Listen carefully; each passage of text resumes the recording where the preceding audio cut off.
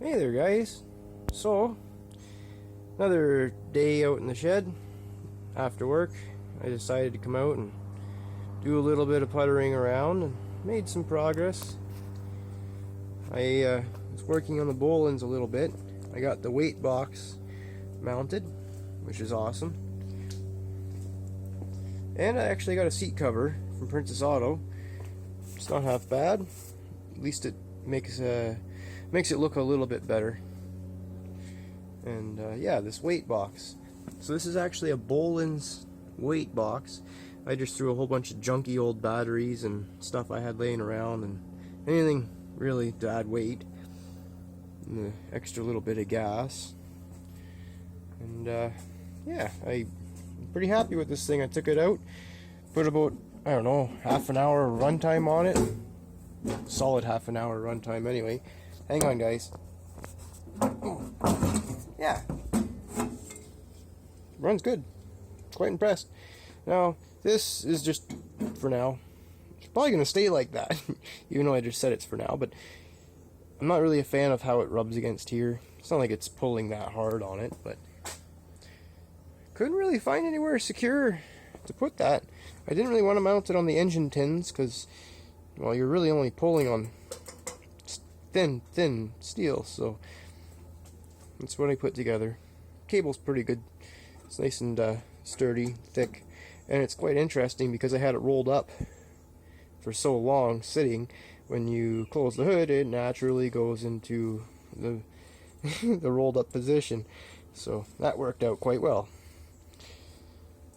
And we got an extra little bit down here now. This is a charge voltage regulator, I guess the word would be. It's from a Kohler. Actually, the one that's under the bench, I have had this on it. It was a 3-pole, so 2 come off this engine, 2 wires with this plug comes off. They're both AC power, and it goes into this guy, and 1 wire comes out is DC. Looped it into this guy here, where this positive lead goes to the battery. That way it's putting the power back. I don't have to run an extra long little skinny wire, hoping that will be sufficient. I'm sure you guys in the comments might have a thought. If you do, let me know. I don't think that'll affect anything. Mind you though, I'm not much of an electrician, so that's why I made this as simple as possible. That was what I was striving for. So yeah, there's the Bolins. And I got some wheel weights put in. They're not Bolin's wheel weights, unfortunately, but they're Massey Ferguson wheel weights, and they're just as heavy, and they work. You can still turn the locking hub, and there's a piece of quick rod, or just threaded rod that was like 2 feet long, and I cut it up into a whole bunch of little pieces. They're a little bit long, but yeah, it worked out. Now I got a little extra traction for when the snowblower gets mounted. Oh yeah, okay, so on to the next little project here. I'm sure you guys have seen this one.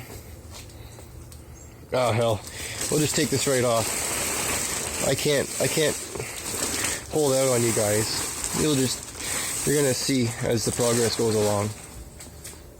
Oh no, it's not an original motor anymore. What happens to the original motor? It was running.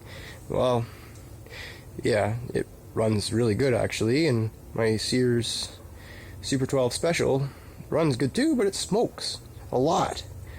And planning on doing a little swappy and making my Super 12 Special run and drive 100%, super nice, no smoke, and use the engine out of this one, the one that came out of it originally, and put all the Super 12 Special tins on it, so that way it's not a yellow engine. Repaint the block orange and put it all back. Either way, now I got this 13 horse Power Fist.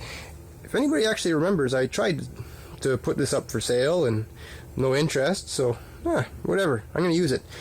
It's fairly new, it runs good. I'm not planning on using any of the wiring or electric start. Just pull start, make it super simple. And I'm going to change the pulleys, make this one a big pulley in the front, a little pulley in the back.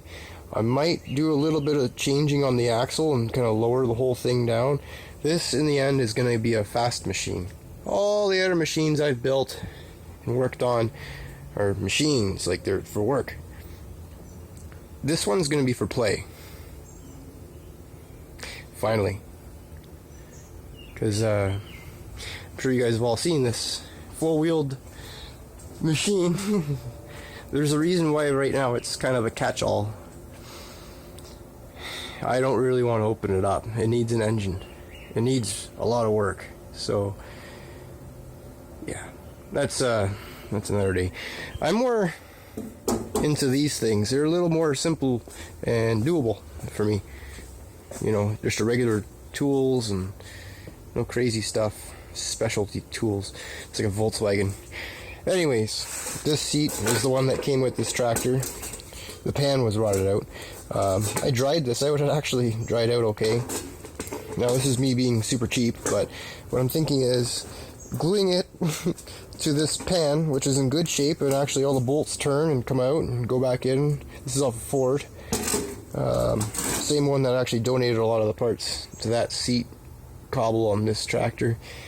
Glue it, put the cover on it, and then bolt it down. And that's going to be our seat. And yeah, check this out. It's a bit of a snug fit. Kind of glad that they didn't really go too much longer on the stroke with these. I mean, if I didn't have these in the way, it wouldn't be a problem. I could probably cut them, but I don't really want to start just chopping this one. Still not 100% committed. So this is still, you know, an original type Sears. It's not chopped up in that. Even the wiring. I might even keep all this, put it all in a box as Sears 12 wiring, and just keep it like that. That way, if I do need to rewire my other one, at least I have an example of where things went and whatnot. Even the rubber piece is still there to cover. You know, there's some good bits in here for the other restoration. That's what I planned on using this one for anyway, because the mower deck went on the other tractor and worked out great. But yeah, this one's going to be a speed machine. That's what my plan is. I'm just going to leave the paint as it is, go with it, and I might change the tires on the front again, even though I just did. But I'm not really a fan of these skinny ones. If I'm going to be going fast, I kind of want something a little smaller and maybe wider, like a go-kart type tire. Same as the back. I'm going to have to go with something a little different if I want to bring the whole center of gravity down, because the way that Sears are, they're just a higher center of gravity, and they're all on this side, like a good majority of the weight. It's not exactly center. Well, I mean, I guess if you're looking at perspective for the piston and the engine, yeah, not bad.